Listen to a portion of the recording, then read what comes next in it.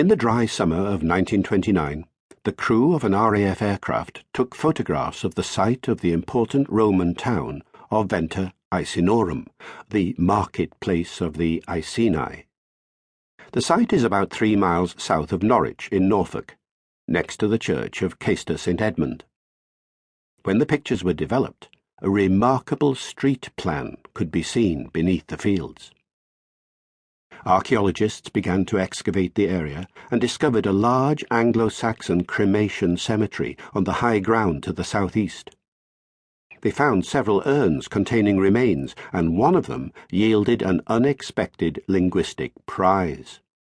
Among a pile of sheep knuckle bones, probably used as pieces for playing a game, was an ankle bone, or astragalus, from a roe deer, and on one side of the bone were carved 6 runic letters.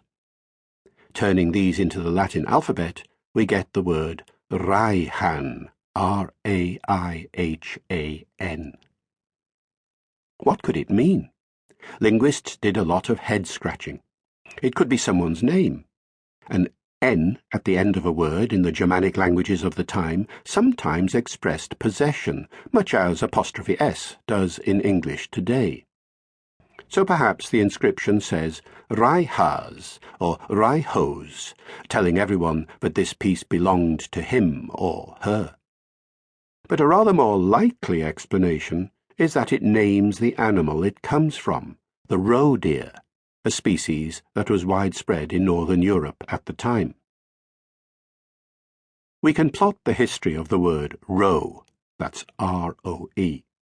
In Old English it appears several times as Raha or Ra, and it's seen in some place names and surnames such as Rowland, Row Wood, in Derbyshire, and Rowburn, Row Stream, in Lancashire. The vowel changed to an O sound in the Middle English period, so Raihan could mean from a row. Why would anyone write such a thing? It was actually quite a common practice. An object, such as a sheath or a pot, would often display the name of its maker or what it was made of. Edric made me. Whale's bone, says the runic inscription on one side of the 8th century Frank's casket.